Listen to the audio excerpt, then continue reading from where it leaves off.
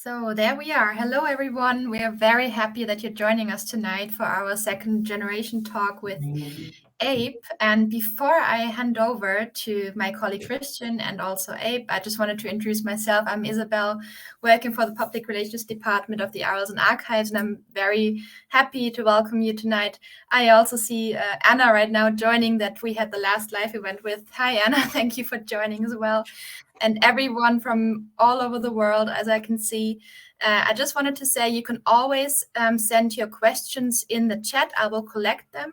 And later, after Abe's presentation and also after Christian's and Abe's conversation, I will give the questions to both of them. So just feel free to put your questions in the chat, and then we can talk about them later.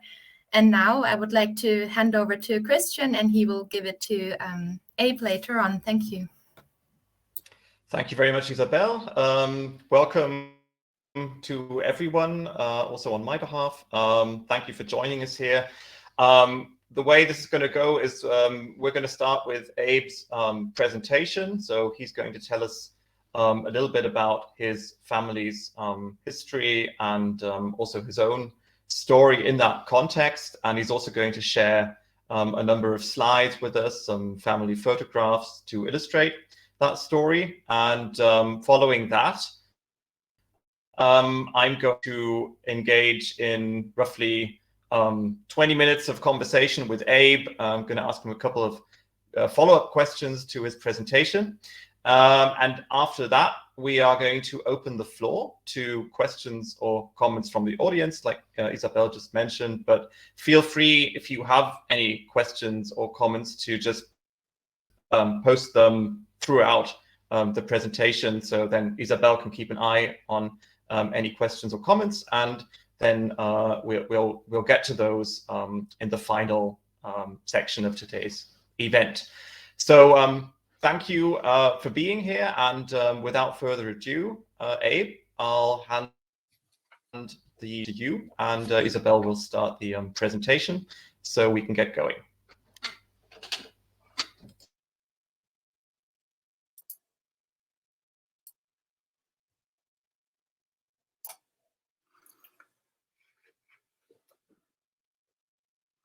Thank you, Isabel and Christian, and the Arolsen Archives for the honor of speaking today. And thank you to all of you for being here. As Holocaust survivors become too old to speak or are no longer with us, the challenge goes to those closest to these witnesses, the second generation, like myself, and subsequent generations, to keep these histories alive. I will speak about my life growing up with parents who were Holocaust survivors. Then I will tell you about their experiences during World War II. And finally, I will describe how their experiences affected me and why I'm speaking to you today.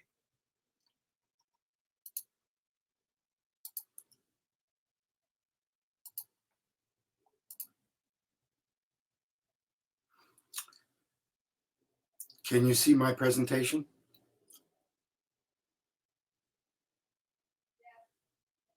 Okay. After being liberated, my parents, Leon from Greece and Lola from Poland, met in a displaced persons camp in Feldafing, Germany.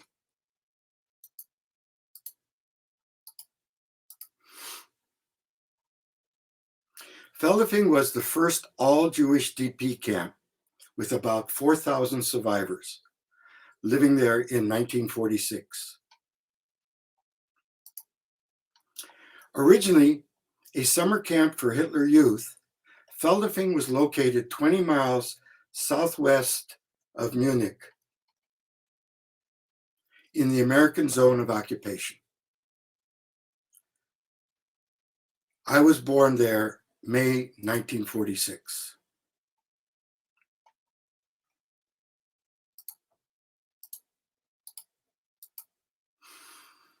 My father told me that when I was 1 year old, he, carrying me, and my mother traveled on foot and other transportation with others from Germany through Austria to Italy with the goal of reaching Palestine. It was under British control, and it was not yet the country of Israel, which would not be created until 1948.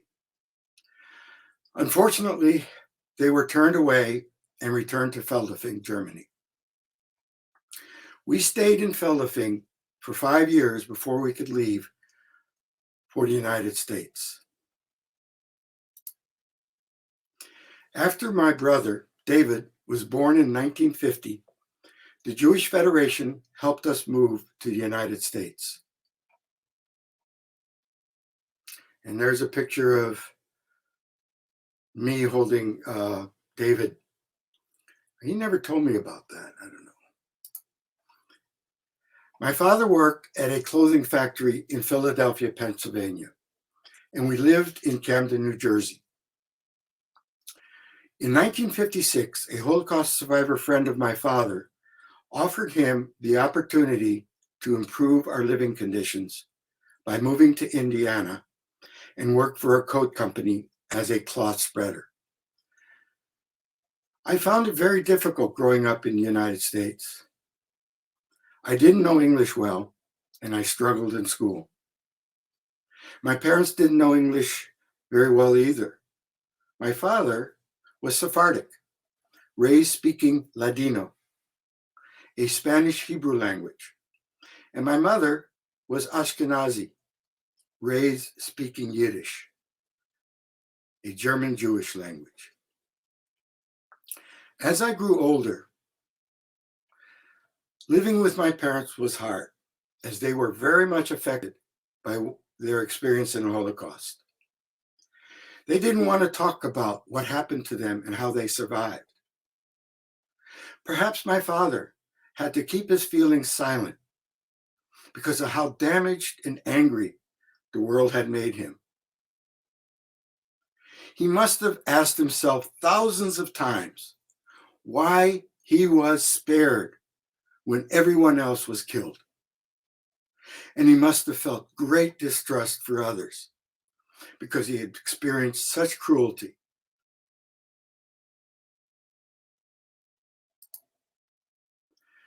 My sister Paula was born 16 years after me in 1962. I was away in college a lot of the time while she was growing up. I struggled through college, but finally graduated from Southern Illinois University in 1969. I was determined to move to California, drawn to the open-minded thinking of San Francisco. In other words, I wanted to be a hippie. In 1979, excuse me, a friend of mine showed me an article in the New York Times about a new book by Helen Epstein titled Children of the Holocaust. I finally discovered I was not the only one dealing with the emotions and issues I had. And I was determined, finally, that I needed to get my parents to tell their stories before it was too late. I began interviewing them on videotape whenever I would visit them, and here's what they told me.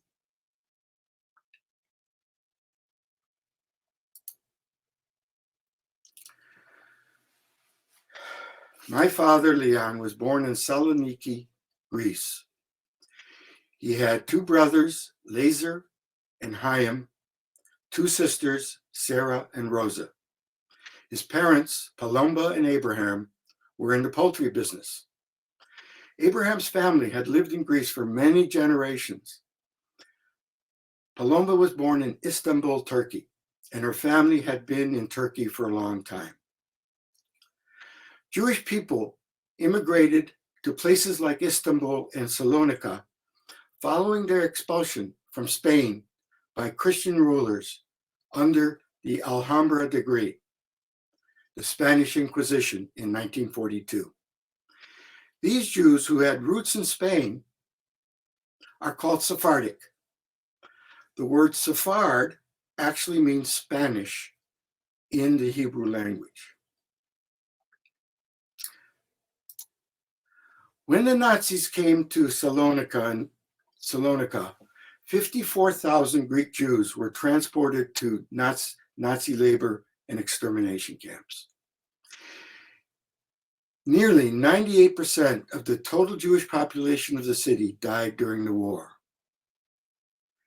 In 1942, the Nazis took my father and his younger brother, Chaim, to a slave labor camp in Lamia, Greece, to build a tunnel for a railroad. He never saw the rest of his families again.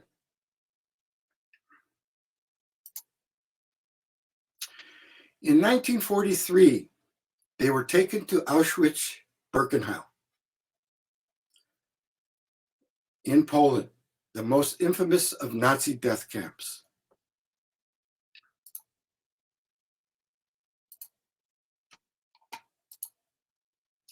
When they arrived, they were put in line for a selection. Many of you have heard about these selections in Auschwitz. Those sent to the left went on trucks, and those sent to the right stayed in the camp. Leon didn't know at the time that left meant getting on trucks to be executed in gas chambers, and right meant staying in the camp to work. As Leon and Chaim got closer to the front of the line, Leon saw that older and sickly were sent to the left. Chaim, who was much younger than Leon, was selected by the SS officer, possibly Joseph Mengele, the angel of death, to go to the right. Leon was next, and the officer pointed to the left. Knowing some German, Leon pointed to Chaim and said, "My Bruder, my Bruder," my brother.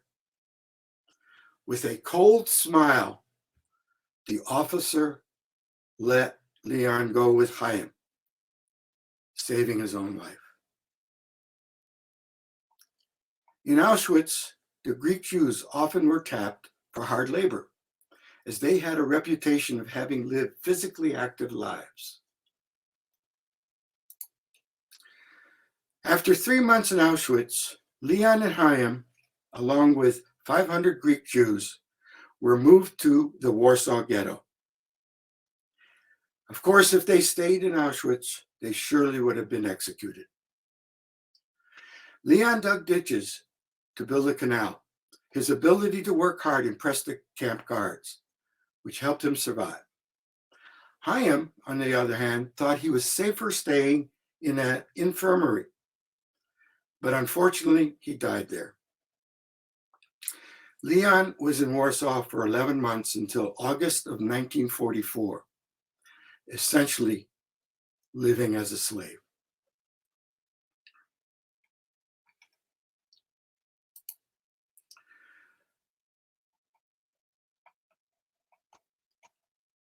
When the Russians succeeded in pushing the Nazis out of parts of Poland, the prisoners in some camps were moved to Dachau, Germany. It was the first of the Nazi concentration camps.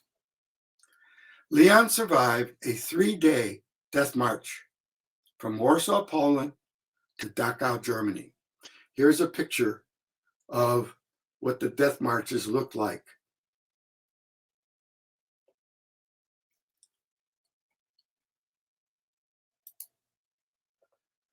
He was in Dachau for 3 months, from August to November 1944, and then was sent to Mildorf, Germany for 5 months, from November 1944 to April of 1945. This was near the end of the war, and the Nazis knew Americans were nearby.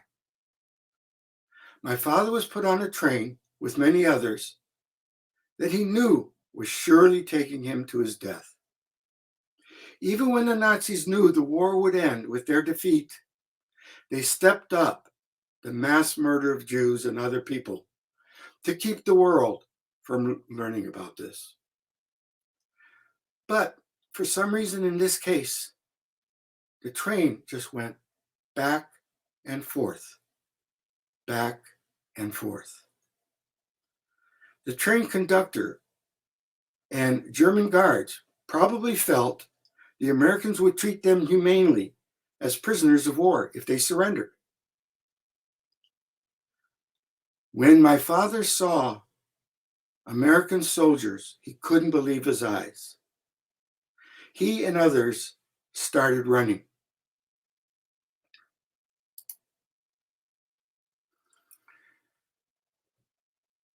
He was finally liberated. He shared his story with me while I was videotaping him, and it was the only time I ever saw my father cry. Here is a short clip. Isabel, would you please play the clip? Yes, I will. Let me take a second, please. The train was going back and forth, back and forth. What he's doing, we don't know what he was doing. Really, we were not thinking too much about life and death. For us, it was looks like that's life or something. We are on the strong man that we can no run, no go nowhere. They have guns, we got nothing, on feeble, on sick, on tired. So the train was going back and forth. All of a sudden we see a convoy of Americans. We saw they are Americans. And nobody stopped us. We start running. We run over there. We start hands. Some feeling came on us. Very good feeling that. Oh, what happened? I think, Abe, there was an echo, so while we play it, maybe you could also mute your microphone and then we can try it again. Okay, sorry. I'll just start again. That's fine. So how do I mute my microphone? You have a little microphone on the bottom of your picture and just click on that. All right, let's see. Actually, I don't see that. Maybe when you scroll to the bottom. Yeah, okay. So we'll try it again. Let me mute myself first. Thank you for your patience.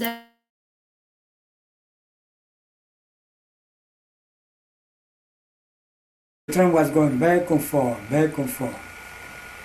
What he's doing, we don't know what he was doing. Really, we were not thinking too much about life and death anymore. For us, it looks like that's life or something. We are on the strong man that we can no run, no go nowhere.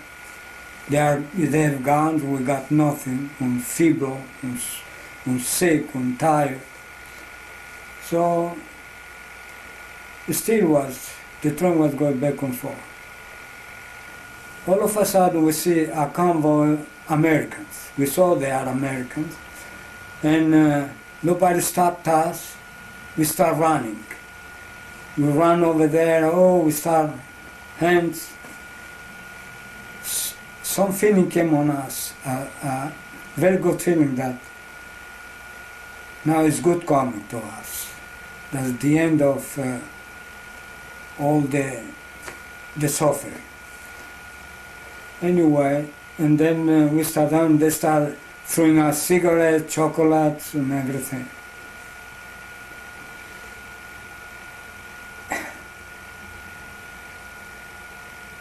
It was amazing. It was the best minute of It's okay, Dad.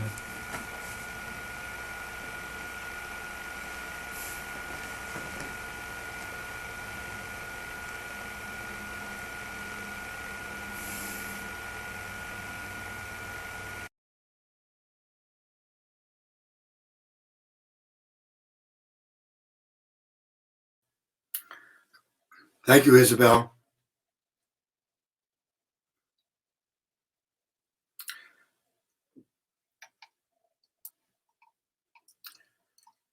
Can you see my presentation? Yes, we can see it. Yeah, it's working. Yeah. Thank you.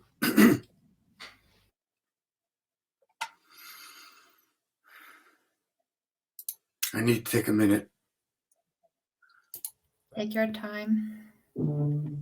Trump was going back.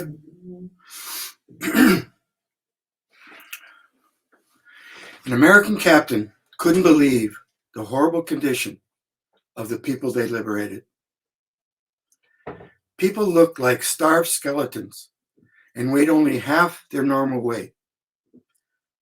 He approached my father and told him to begin a new life, to have a family, to find a way to celebrate life rather than focus on all that he lost.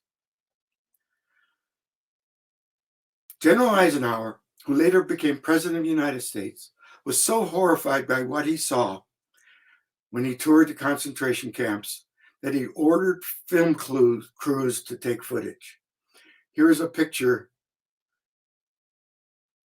of what it looked like when the German people nearby saw what happened.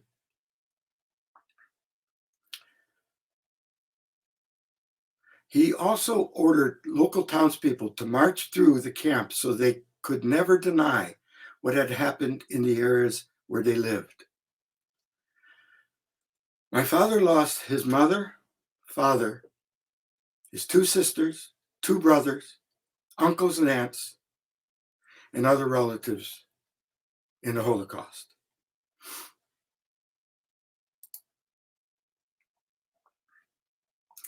Before the war, my mother Lola had lived in Szysłowicz, Poland. When the Nazis came, she volunteered to work as a slave laborer at Skarzasko, sorry about the pronunciation, munitions factory to do packing and shipping. That factory was very close to Szysłowicz. She had hoped to save herself and her family from death camps by volunteering. But all of her family members were taken and she never saw any of them again. She was a slave laborer in the camp from 1942 to 1944. In the summer of 1944, she was taken to Bergen-Belsen, Germany, until 1945. Bergen-Belsen is the camp in which Anne Frank died after she was sent there from Auschwitz. In Bergen-Belsen, if you didn't die of beatings or execution, you died of typhus or dysentery. Fortunately, she survived through all of that. From there, my mother was sent to Dachau, Germany. Finally, she was liberated from Dachau in May of 1945. My mother lost her mother Hannah, father Lebusch, brothers Velvu and Yankel, sister Helen, uncles and aunts in the Holocaust. Leon and Lola were both taken to Feldafing, Germany after they were liberated. Here is a map showing the places my mom and dad were taken to until they were liberated. My dad's lines are in red, from Greece to Auschwitz to the Warsaw Ghetto, and then the 3-day death march to Dachau. My mother at the munitions camp near Szysłowicz, Poland, taken to Bergen-Belsen, and then taken to Dachau. And both were liberated in Dachau and were taken to the Feldafing Displaced Persons camp.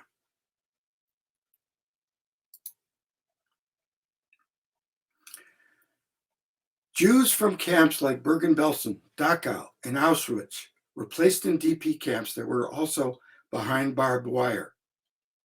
They weren't free yet. They were waiting to find out where they could go. They were getting medical care food and could begin to recover. But where did they go? Where could they go? Maybe back to their countries of origin? But nothing was there for them. They may not be welcome home. They would have to live next to people who were either been silent or helped the Nazis in some cases. They would have to reclaim property that had been given to other people. They would have to start over. Most had to wait in DP camps for years to find a new place to live. They spent more years behind barbed wire. They were not treated badly by comparison to the concentration camps, but they were not free either. They were stateless refugees. I think my father had the American captain's words on his mind when he saw my mother in the kitchen. My father worked in the kitchen serving food, and my mother asked him for an extra potato. He said he'd give her an extra potato if she would go to the back room with him. That's Dad. She said, "You can't touch me unless you marry me." Marry they did, and as I mentioned earlier, I was born there in 1946.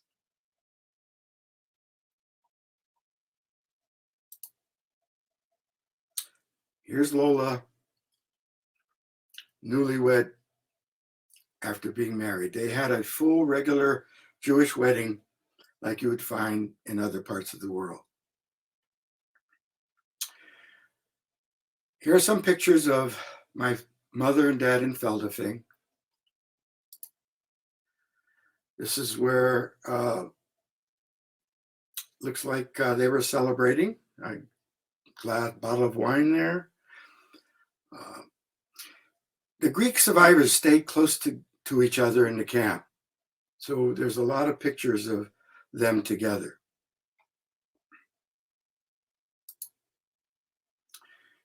Here's Lola and Leon and a friend.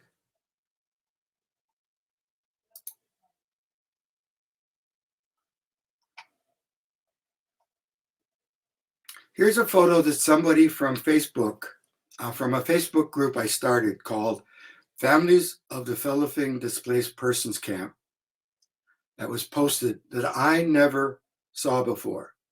I think my sister's on this call, and she's the one that told me, "Abe, look, there's Dad." My father was a bugler in the Greek army, and he stands to the right of the man holding a bugle next to his face. So there's, let's see if my mouse works. There's Leon. What? Center back.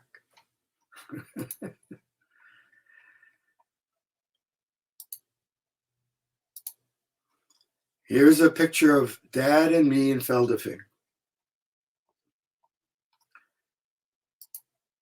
And here, me holding an accordion with friends. When I was in my 40s, my parents thought I would never get married. But during the time I was learning about my parents' story, I joined a second generation group in San Francisco where I met my future wife, Miriam. Isn't she beautiful? Her parents, David and Toba, were also Holocaust survivors from Poland who met and married after the war at the Bad Reichenhall Displaced Persons Camp in Germany, which is not that far from Feldafing. As refugees, they eventually left for Israel, followed by Canada, and finally the United States in 1965. Sadly, David died in 1970. The second generation groups exist because our family's experiences led to a lot of questions about history, about our roles in creating a better world, and our sense of responsibility to make sure our parents' history is not forgotten. In 1993, Miriam and I got married, and in 1995, our wonderful son, Stephen, was born.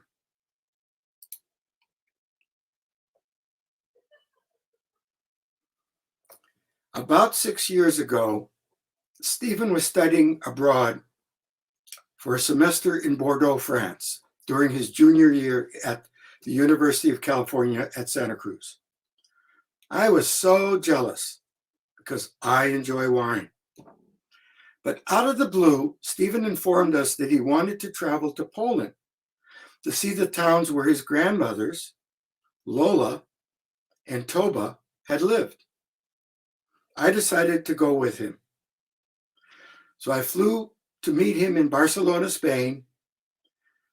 Next, we traveled to Warsaw and found a guide who drove Stephen and I to Lask.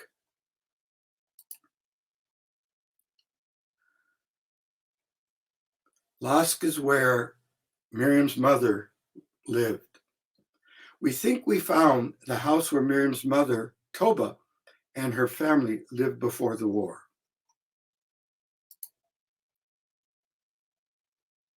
While we were in Lask, Miriam texted us that her cousin suggested that we go back north and visit Chelmno. I hope I pronounced that right. In the dead of night, our guide drove us 4 hours from Lask to Chelmno, where members of Miriam's extended family were killed. Chelmno was where the first mass killings of Jews by gas took place and was known as the Killing Field. Among the monuments we searched in the dark with flashlights, a plaque erected by Toba's cousin to commemorate family members who perished there we were looking for.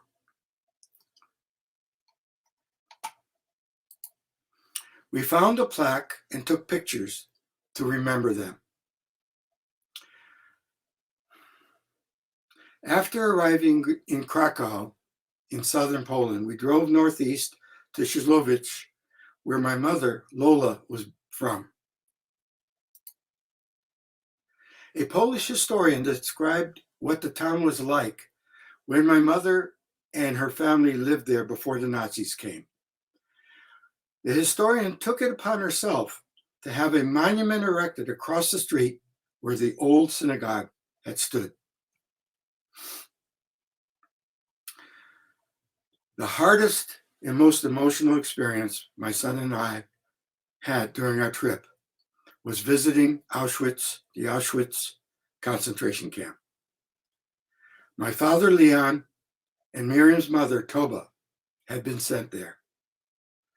It was emotionally painful for Stephen and me to see the horrors and the evil perpetrated by the Nazis that our families and others had suffered through, and to think about all those who perished. Ultimately, this was a very important experience for both of us, and I'm very proud of Stephen. Miriam's and my parents have all passed away, and I feel now my role, it's time for my role to honor their memories by telling their stories. I am passionate about social justice and the fight against prejudice. To that extent, I volunteered for organizations and political candidates who I feel work to make a better world. I frequently write to my California and US congresspeople about issues important to me and belong to several groups working to preserve freedoms and rights we have built.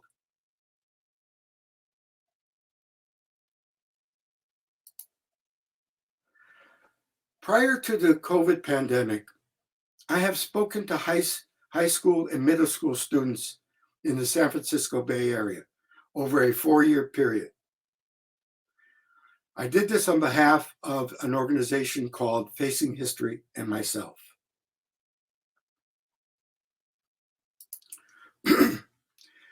As I've recently retired, I am now volunteering for Citizens Climate Lobby, a non-profit advocacy organization focused on national policies to address climate change. Why climate change? Climate change is an existential challenge for all humankind. The catastrophic impact of human damage to Earth's environment is indifferent to race, religion, or country. Humans must all come together to keep Earth viable for future generations. A friend who was born in Bad Reichenhall and I are organizing a gathering to visit where the displaced persons camps existed in Feldafing and Bad Reichenhall. We're doing this in May 11th and 12th this year, and we're gathering people right now to join us. If you're interested in joining us, please message me on Facebook or contact Arolsen Archives. It is important for all of us to remember the legacy of the Holocaust. We must all take the responsibility to stand up and speak out against prejudice, hatred, and evil. The challenge goes to all of us to make never again a reality. The great English statesman Edmund Burke said, "All that is necessary for the triumph of evil is for good men to do nothing." Thank you. Well, thank you very much, Abe. Thank you very much for telling us. Can everyone hear me? I need to put my video back on. Let's see. Thank you, Abe. Okay. You're welcome. Thank you. Thank you very much, Abe. Thank you for sharing with us what your family went through during the Holocaust, how your parents were able to survive and how their life continued after liberation. Not only did you tell your story through such carefully chosen words, complete with vivid anecdotes, but also you gave us a very intimate glimpse into your family's story by sharing so many personal photographs. And of course, also that clip from the interview you did with your father. And I think we can all appreciate that not everyone would be comfortable sharing that. So we really appreciate that you did. Thank you very much.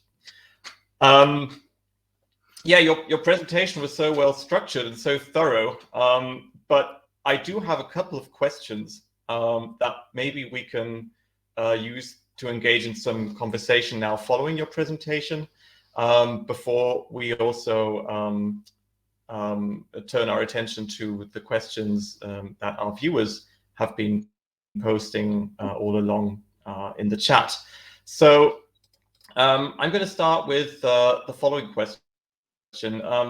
We've seen some photographs of you as a child in the Feldafing DP camp, and considering how young you were at the time, do you have any memories from your years in Feldafing? Yes, I do.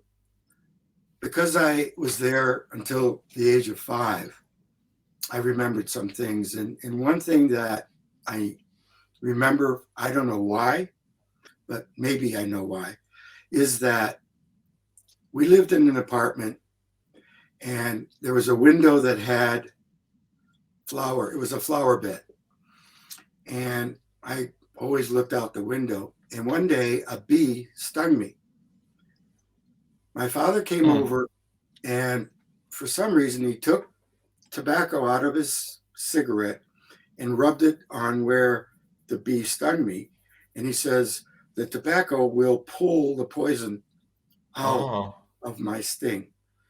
Well, I guess when I was that young, to have a sting, I suppose you remember it forever. Right, especially with that kind of medical attention that you received. So, so you do have memories from Feldafing, which is of course incredible given how long ago that was. And I guess as a kind of a follow-up question, emigrating to the United States obviously was then such an important event in your life, but it happened when you were still very young. So maybe as a follow-up, can you tell us what it was like emigrating to the US? Do you actually remember boarding a ship or a plane and what it was like arriving in this new country, starting a new life? I remember more clearly that I was on a ship that traveled for days and days and days. I'm sure I was sick as well as just about everybody else on the ship. But I remember not seeing land for days and days, and that scared me. I didn't understand why there was no land. And I guess I was praying someday to see land. And we finally saw it. I don't remember much about coming to New York, and even I do remember when I was around 6 or 7 living in Camden, New Jersey, and life there, but not before. Right. And how did life continue for you in the US? I mean, you started a new life there with your family. You went to school, but what career path did you choose later in life? Were you by chance a professional speaker? Because you're such an excellent speaker and presenter. That wouldn't surprise me. But what career did you choose? I was a professional joker, and I still am. I got in trouble in school a lot because I couldn't pay attention. You can imagine. My father spoke Ladino. Career path, right. And my mother spoke Yiddish. And so I had a lot of difficulty with English. But it turned out that when I was in grade school and high school, I found that I loved math and I was very good at it. So I ended up getting a math degree from Southern Illinois University. And when I went to get a job, of course, they didn't have computer science in those ancient days as a degree. Right. But the guy that hired me said, I'm hiring you because you have a math degree. And that's because you can think logically. And that's all that we need for you to be a computer programmer. So I've been in the IT world for, let's say, 50 years and finally retired last year. Wow, fantastic. I bet you're still all up to date with everything IT, though. Well, ask my son. So, he thinks I'm ancient. Okay. Okay. I'm sure that's not true, but excellent. Very interesting. Maybe returning to your parents, when they began talking about their persecution and their experience, and when you were recording these interviews with your parents, did they also talk, or did they talk much about the immediate aftermath of the Holocaust? So did they tell you much about life in the DP camp, or they didn't? Was that more of an episode after what had happened, and then? Yeah, they didn't talk much about it, mainly because I was born there, and they figured I had my own experiences.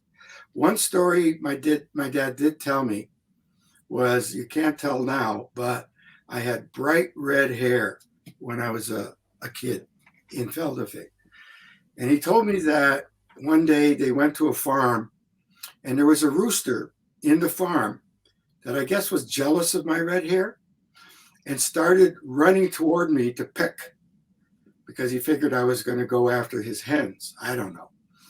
Oh. And so my father had to take a rock and throw it. I don't know if he killed the rooster or not, but he saved me from that. And that's a story he told me. That's about all I remember.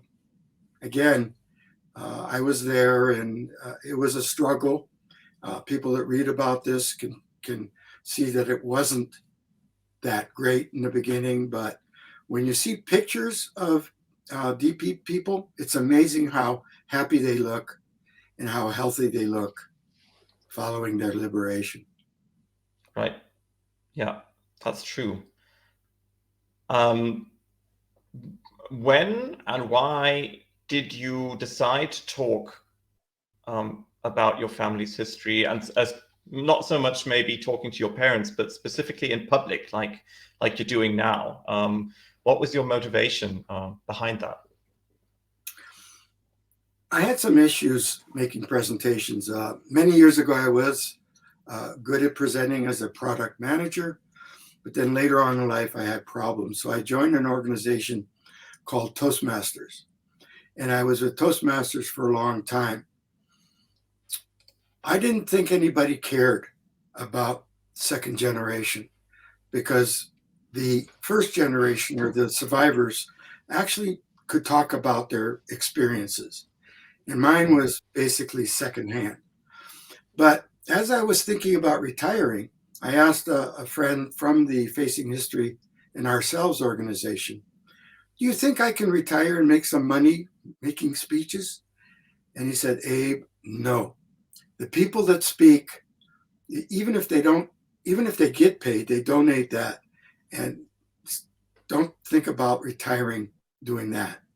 But like I said in the beginning of my talk, as Holocaust survivors are no longer with us, and many of them are sick, I feel that it's my responsibility, as well as other second generation people and even third generation people, which I'm amazed in how excited they are and willing to talk about their grandparents' experiences. I think it's important that we keep this history alive, and that's why I do it. Yeah, I mean, we fully agree, obviously, and we're very happy that you are continuing to tell your family's story and help keep the memory alive.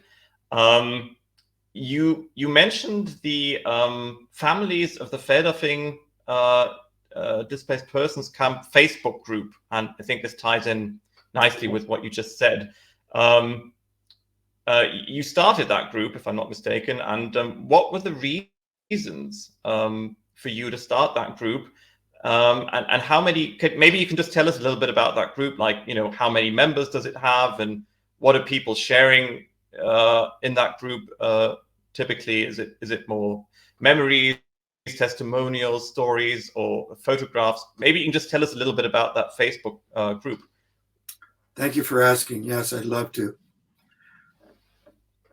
Well, I mean, when you listen to survivors talk or read about stories about the Holocaust, they talk a lot about their experiencing during the war, and very little is being talked about after the war, after liberation.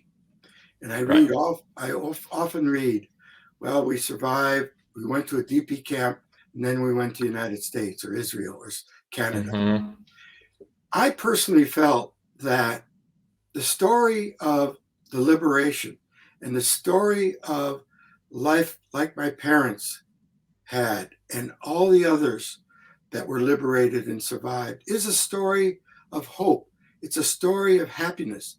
It's a story of new families growing, of new life. And we should talk about that positive experience. And I started the group with that in mind. And it was amazing how many people came on showing pictures of their families.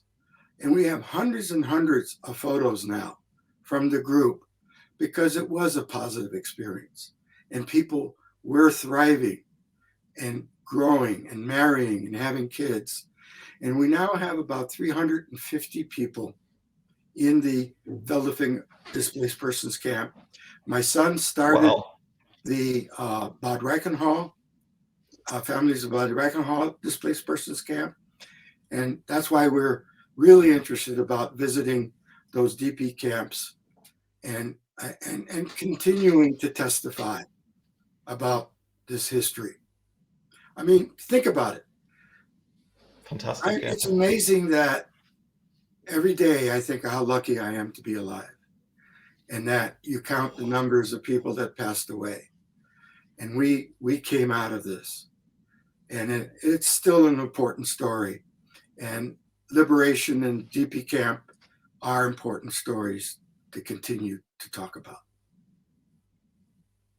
Yeah, I mean, that's fantastic that these kinds of groups exist, and that you're also so involved in establishing them or keeping them running.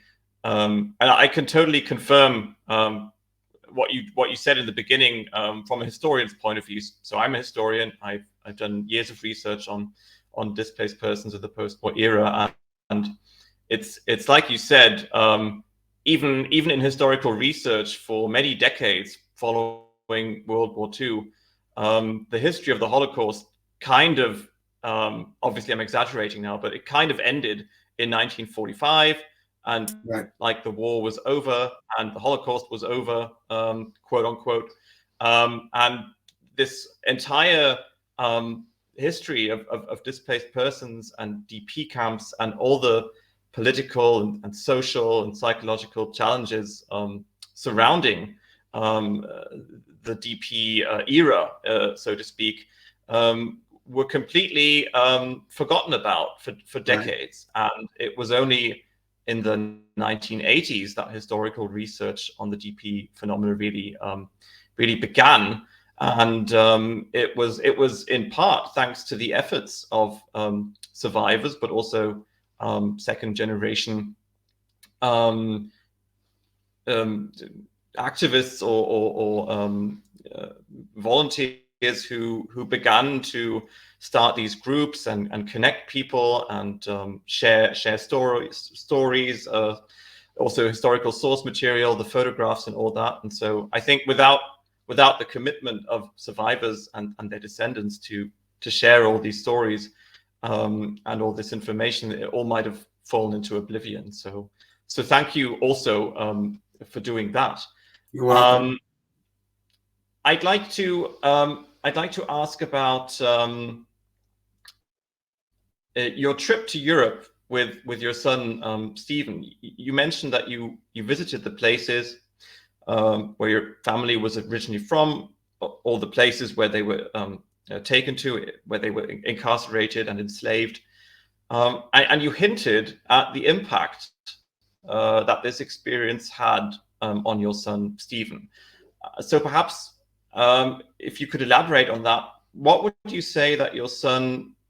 Would you say he's been in any way affected by his grandparents' experience, and maybe also your experience by extension? And what does this story mean to him today?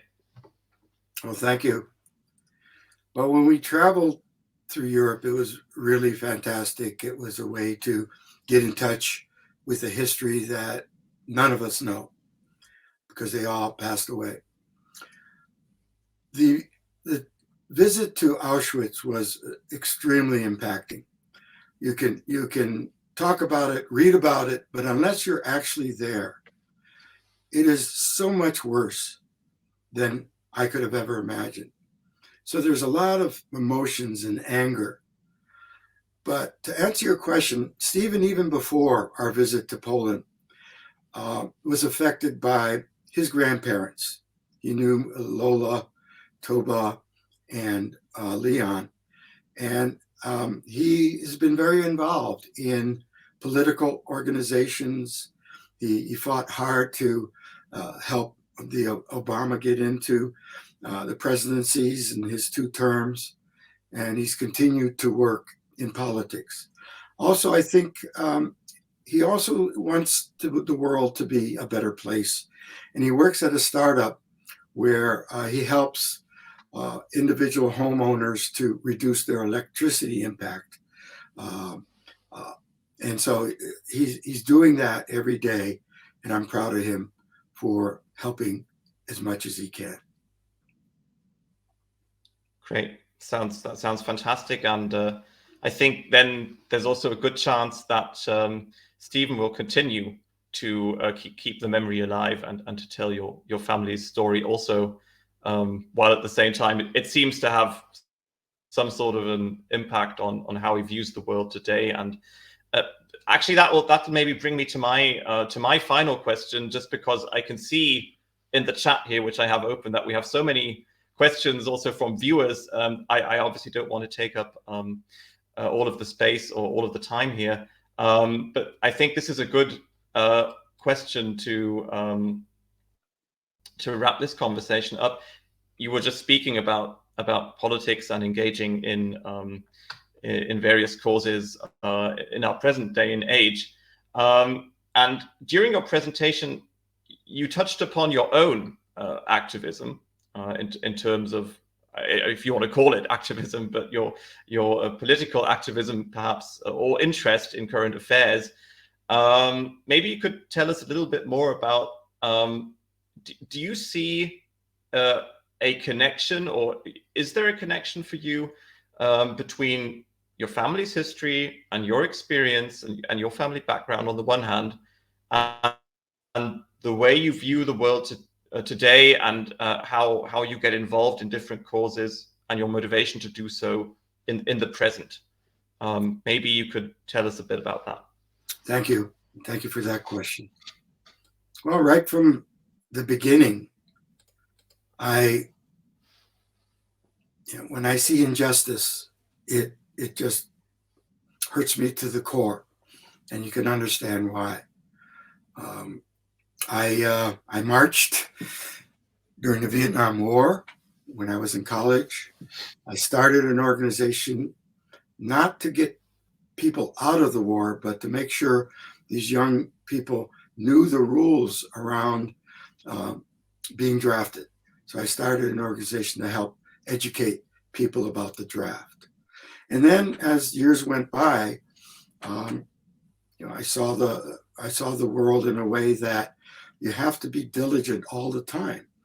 And so I worked hard for the Clinton presidency. I was a captain in the, I forgot what that's called when you go around and talk about your candidates, and spent a lot of my time helping candidates that I believed that were doing the right thing. And as we all talk about, democracy is very fragile, and you cannot just sit by and watch the world go bad, because it's so easy to see people who are hateful be able to take control through the way they communicate to people. And so I've constantly been aware and working toward helping the right people get into power. Well, thank you very much. That's fantastic, and you are obviously a great example, not just to your son Stephen, but to all of us. And I think we can learn much from how you view the world and from your attitude towards it. So thank you very much, Abe. I think now we're going to open the floor to questions or comments from the audience. So Isabel has been selecting some of the questions that have been pouring in. So what have we got? We have many questions, and for the beginning, I just wanted to say or give a hint, because our colleague Elke put in a link into the chat where you can submit your inquiry about documents about your relatives. So feel free to do that. We are very happy to help you, and we always try to help. So I just pinned that in the chat, and you can find it on the top. So there have been many questions about how to find documents about the family, and especially, maybe that's one question for Christian, and then I have more questions for you, Abe, especially for people in displaced person camps, how you can find the right lists, where should you look, how can you find the information? Right. So actually, the best place to look for information on individual DPs or names of people who were in DP camps is the Arolsen archives. So if you visit our website, arolsen-archives.org, and you access our online archive, you can enter a name into the search box. And if you're lucky and that name has already been digitally transcribed from one of our documents, you will find individual documentation or maybe a list with that name on it from our collections, and it will be displayed within the online archive. So that's the easiest way to get to that kind of information. You can also search for places. So you could search, for instance, for Feldafing or Bad Reichenhall or any other place where DP camps existed. But your best bet is to go via names, because that's the way our collections are organized, is mainly by name. If you don't find anything in the online archive, you can also, as Isabel just pointed out, you can also send us an inquiry.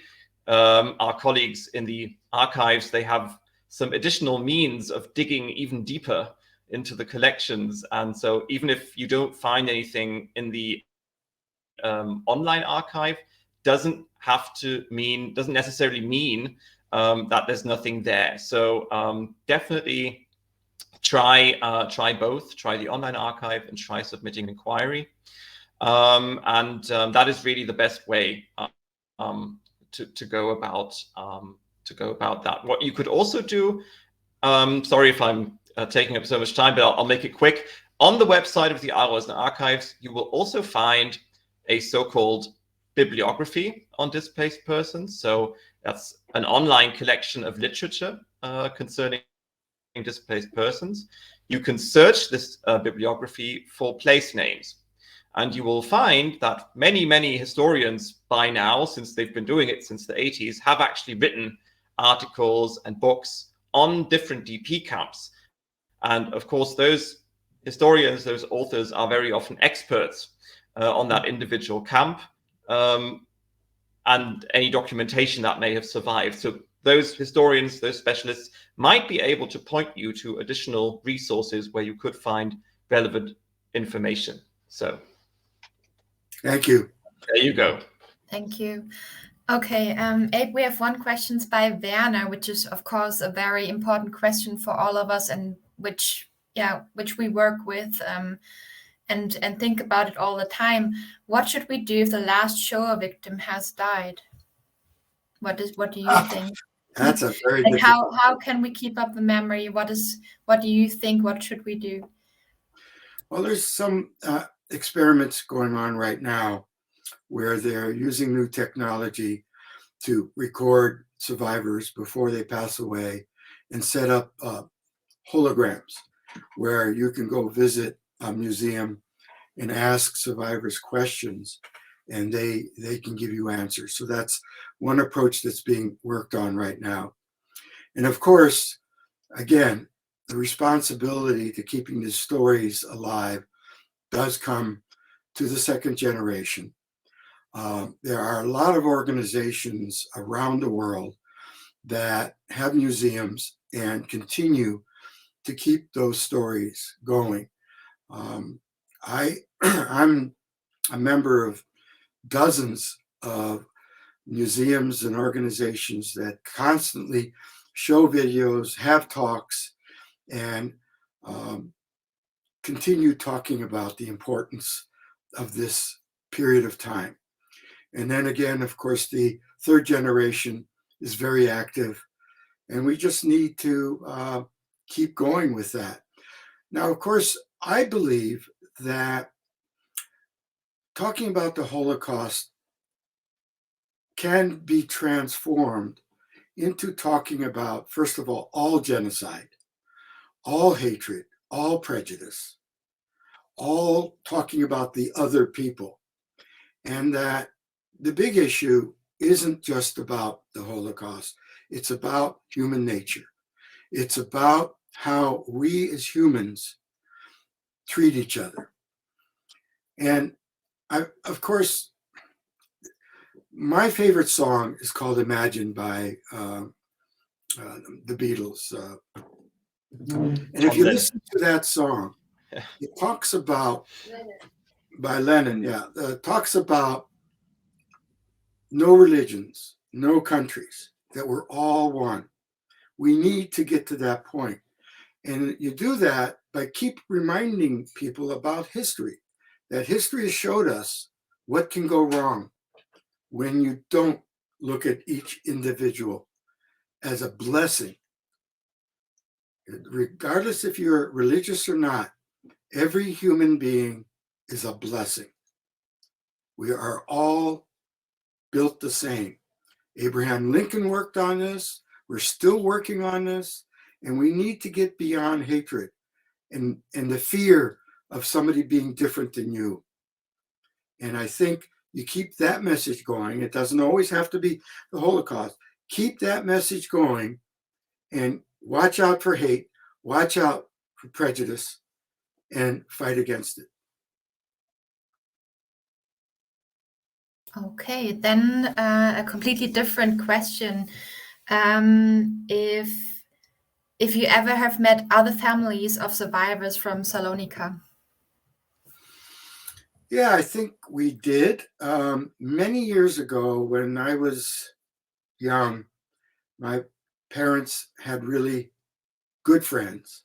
Can't remember their names, but we went to New York and visited their family. And they were in the same camps, and they were Greek. Other than that, not a whole lot. I actually started a group called Young Sephardi because I relate to my father's Sephardic side and the Mediterranean approach to life. So Oakland has a large Sephardic organization or families there. I even went up to Seattle. There's a large Sephardic community up there. So other than that, they've all passed away and we haven't had a lot of contact. Okay. Mariah is asking, how did you handle telling your son what happened to your family and about what age did you approach it?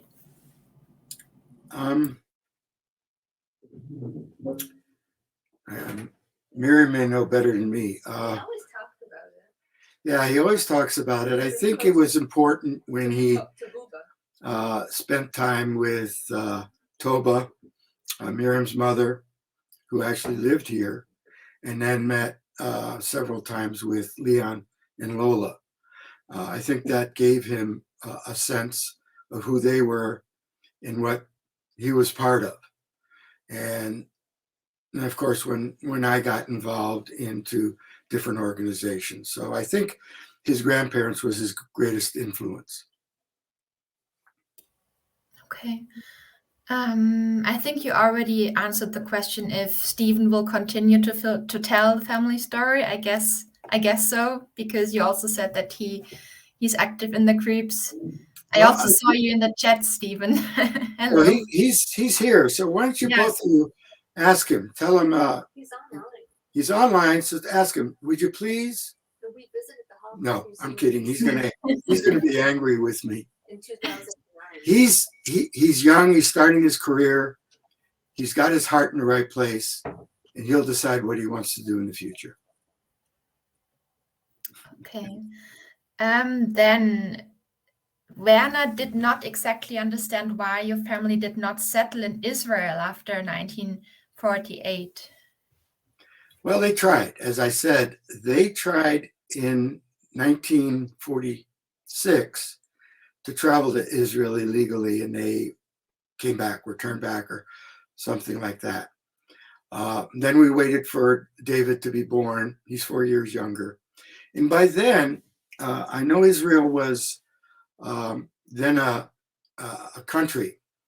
By then, the United States started opening up immigration for refugees. And I think they were working to try to get to the United States. Maybe there was a lot of stories about how hard it was for survivors and DP camp people to go to Israel, and life there was very hard in the beginning. So maybe that had part of it to do with that. But eventually, the United States allowed Leon, Lola, and us to travel to the United States. Okay, then what are your thoughts about the rising neo-Nazi movement in the US and in Europe at the moment? Well, just yesterday I tried to post a video from Arnold Schwarzenegger talking about how stupid these right-wing people are, and it's a losing battle. It is a losing battle. They're trying to influence people to be evil, and it's not going to work. So it upsets me to see this. I'm glad that people are standing up to them, and they are a remnants of the past. But like I said before, we need to be vigilant, and whenever things happen, bombings in synagogues, bombings in churches, and killings, that we stand up, arrest them, put them away, and make sure the rest of them realize this is not a free ride and they are dead wrong. Thank you. Then the last question for you. How do you feel now, and what emotions have you been struggled the most with? If you want to talk about it, you don't have to, of course. Well, as you can imagine, the Holocaust, my family, is on my mind every day. And that shouldn't be any different from Holocaust survivors that are living today, and second and even third generation young people to think about it. It is very emotional. I have to admit, I've been angry most of my life, and it's important for me to realize that my anger needs to be focused on where it does the best good. And I almost cried again when I listened to my father's story, and I am very emotional when I tell my story, which is good. Emotion is important in terms of keeping what's important to you alive. And it's important for everybody to get in deep to their emotion about why this kind of story in history is important to them. And thank you for asking that. Okay. Lara is asking something. I'm not sure if you think that you already answered to it, but I'll just tell you the question and then you can decide. How did you feel as a child because your parents were not talking about it? Like, yeah, did you have the feeling there is something, or?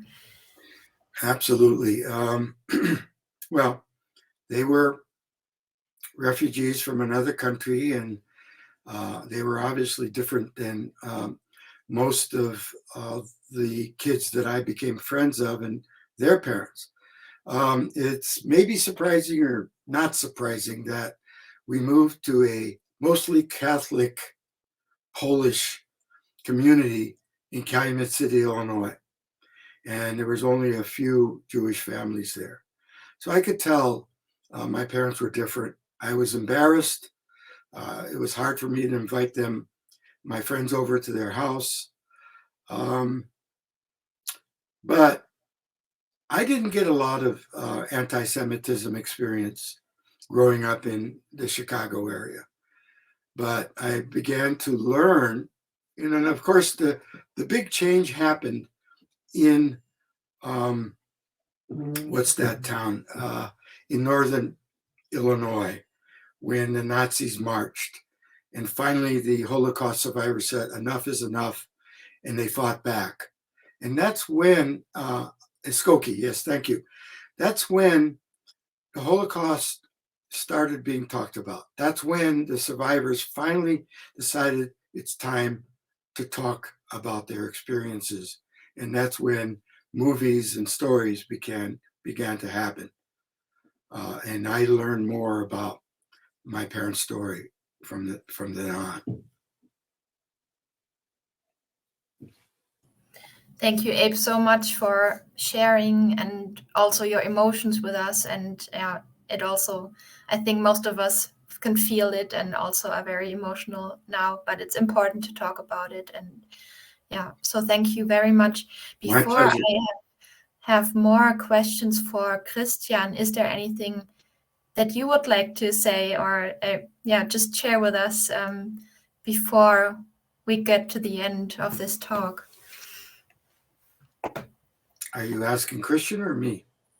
I'm asking you, is there anything else that you would like to say that we didn't ask maybe? Well, you guys didn't pay me for this, but I think the work that both of you and Arolsen Archives are doing is amazing. You are doing such important work. Matter of fact, as we were talking in the Feldefing's DP Camp Facebook group about our parents, I didn't realize there was something called a DP card, where everybody that came to a displaced persons registered there got a DP card.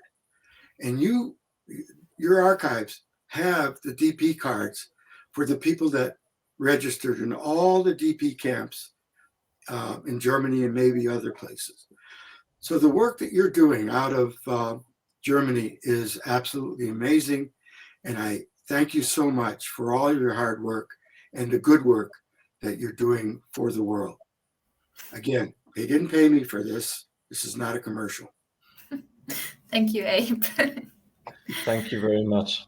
You're welcome. Christian, there's one question by Anna. I think it's for you. Anna, just tell me if it's for Abe. Does your research include work on the post-war rescue groups such as the Brika? I hope I say that right. Yeah, the Brika.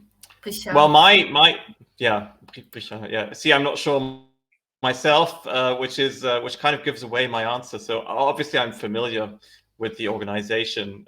So for those who don't know, this was an underground organization after the end of the war. So before the State of Israel was founded in 1948, it helped smuggle essentially Jewish survivors to Palestine through various countries, and it's quite an incredible story. You can look it up online. So this was almost kind of a secret, clandestine kind of mission, getting hundreds of thousands of people actually to Palestine, quote unquote illegally at the time while it was still under British occupation. So my research doesn't specifically deal with that, but it is a fascinating topic. So I encourage everyone to look that up. I don't know, Abe, if you want to add anything to that, or if that somehow ever came up. Yeah, I don't know that much about that period of time. Right. Okay. I was running around Feldefing, Germany, being on sailboats and playing my accordion and riding my bike, having a good life. That's great. So-called good life. Okay. The other questions are just about how to find specific information about DP camps. So I think, Christian, you already said something about that. I don't know if you could maybe also post a link into the chat how people can directly access it, what you said before. Maybe we can do that. Yeah. I'll share some links to the bibliography and the online archive of the Arolsen archives. Maybe just to add, I mean, I could list a dozen archives now, but which I won't. But there's two very important archives if anyone's interested in performing additional research on DP camps, and that is the UN archives in New York, and weirdly enough, the French National Archives in Paris, where most of the records of the IRO, the International Refugee Organization, which was in charge of the DP camps in later years, are still kept to this day. So UN archives, French National Archives, those are the places where you will find many sub-collections on individual camps. So I happen to know that they have files, for instance, on Feldafing in those two places. So that would be a good start, and I'll post some of the links that I mentioned now, and that should be a good start for anyone interested. And in the end, we have one very important question, which we should have maybe talked about in the beginning as well. Who exactly went to the DP camps and who was not? Maybe you can give a brief information about that. Yeah, so technically, the term displaced person referred to any civilian after World War II who was outside the borders of their former home country. But in practical terms, or the bottom line was that it was a term that specifically referred to the survivors of Nazi persecution for the most part. So mainly former forced laborers, concentration camp prisoners, other victims of the Nazis, also other groups, but those were definitely the minority. So for instance, individuals from the Baltic states who were fleeing the Red Army in the final stages of the war, they were also granted a DP status. So yeah, the majority were the survivors of Nazi persecution. And one important distinction, because it often gets confused with these other terms like refugees or expellees, the DP term was, I won't go to specifics because it's complicated, but for the most part, as a basic general rule, it was reserved for non-Germans. So, for instance, the almost 10 to 12 million German refugees and expellees who came from the former Eastern territories of Germany and different parts of Eastern Europe after the war, those were not considered displaced persons, and they were also not taken care of by the Allies or the international relief agencies caring for the DPs. And that was just kind of a result of the war, and the basic rationale, if you will, was, the Germans should take care of the Germans, and we, that is the Allies, will take care of the victims of the Germans. Thank you for answering that. That's a really important point. So that was it. There are no questions left. I hope we could cover everything that everyone was posting in the chat. Yeah, thank you so much, Abe. We were trying to meet in last year personally to do an interview. It didn't work out because of the pandemic, but it's good that we could do it like this online, also sharing it with many people. So thank you again. And thank you also, Christian, to be part of it. And yeah, this session was recorded, so you will get the replay via email. And yeah, just share it with everyone you would like to. And hopefully also see you again next time with our online events. Fantastic event. Thank you so much for all your hard work. And I enjoyed working with you. And I'm glad that when we couldn't meet in Feldafing, that you continued to reach out. And I very much appreciate that. Thank you very much, Abe. I hope we can meet each other soon in May when you come to Munich. Yeah. Yes. I wanna. What's the best beer you have up there? I'm gonna come and drink it with you guys. Excellent. I'll have to think about that. There are quite a few, but yeah, we'll definitely do that. Sounds like a great idea. Thank you. Okay. Okay. Thank you, everyone. See you soon. Bye. Bye, everyone. Bye. Thanks.